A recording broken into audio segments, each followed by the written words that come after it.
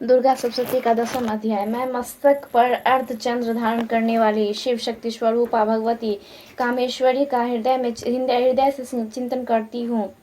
वे तपाए हुए सुवर्ण के समान सुंदर है। सूर्य चंद्रमा अग्नि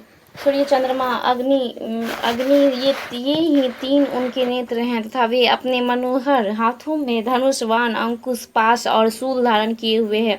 ऋषि कहते हैं, राजन, अपने प्राणों के समान प्यारे भाई निशुंभ को मारा गया देख तथा सारी सेना का संहार होता जान शुंभ ने कुपित होकर कहा, दुष्ट दुर्गे, तू बल के अभिमान में आकर झूठ मूठ का घमंड न दिखा।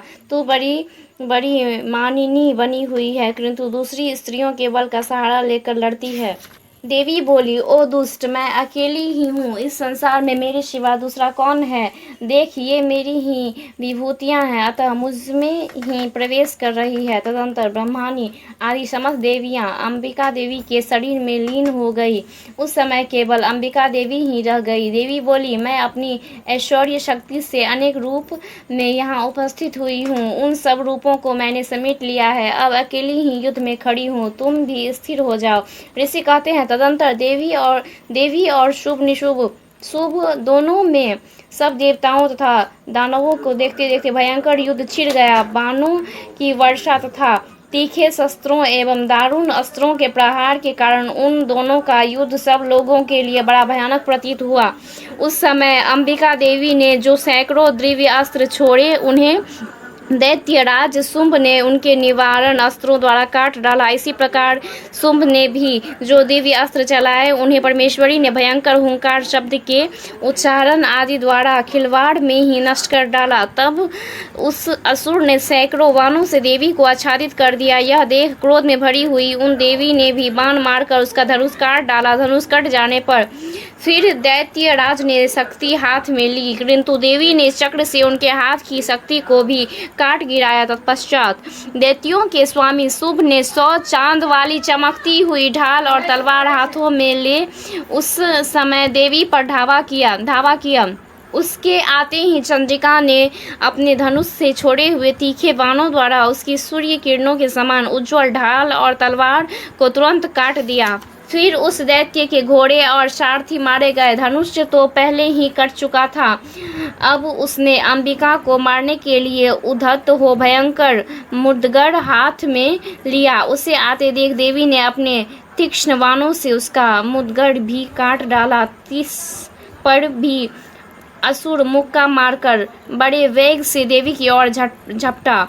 उस दैत्यराज ने देवी की छाती में मुक्का मारा। तब उन देवी ने भी उनकी छाती में एक चांटा जड़ दिया। देवी का थप्पड़ खाकर दैत्यराज शुंभ पृथ्वी पर गिर पड़ा, किंतु पुनः सहसा पूर्ववत उठकर खड़ा हो गया। फिर वह उछला और देवी को ऊपर ले जाकर आकाश में खड़ा हो गया। तब चंडिका का आकाश में भी बिना किसी आधार के ही शुंभ के साथ युद्ध करने लगी।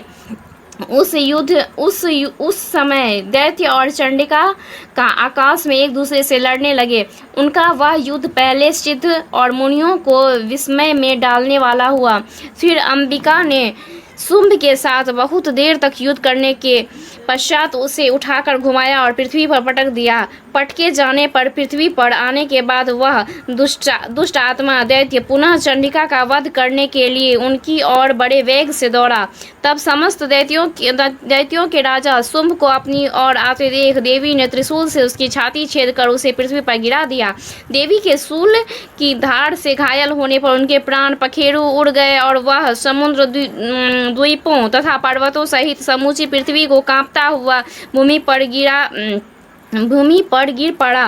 तदंतर उस दुरात्मा के मारे जाने पर संपूर्ण जगत प्रसन्न एवं पूर्ण स्वस्थ हो गया तथा आकाश स्वच्छ दिखाई देने लगा। पहले जो उत्पात सूचक मेघ और उल्कापात होते थे, वे सब शांत हो गए तथा उस दैत्य के मारे जाने पर नदियां भी ठीक मार्ग से बहने लगीं। उस समय शुंभ की मृत्यु के बाद संपूर्ण देवताओं का हृदय हर्ष से भर गया और गंधर्वगण मधुर गीत गाने लगे। दूसरे गंधर्व बाजे बजाने लगे और अप्सराएं नाचने लगी। पवित्र वायु बहने लगी। सूर्य की प्रभा उत्तम हो गई।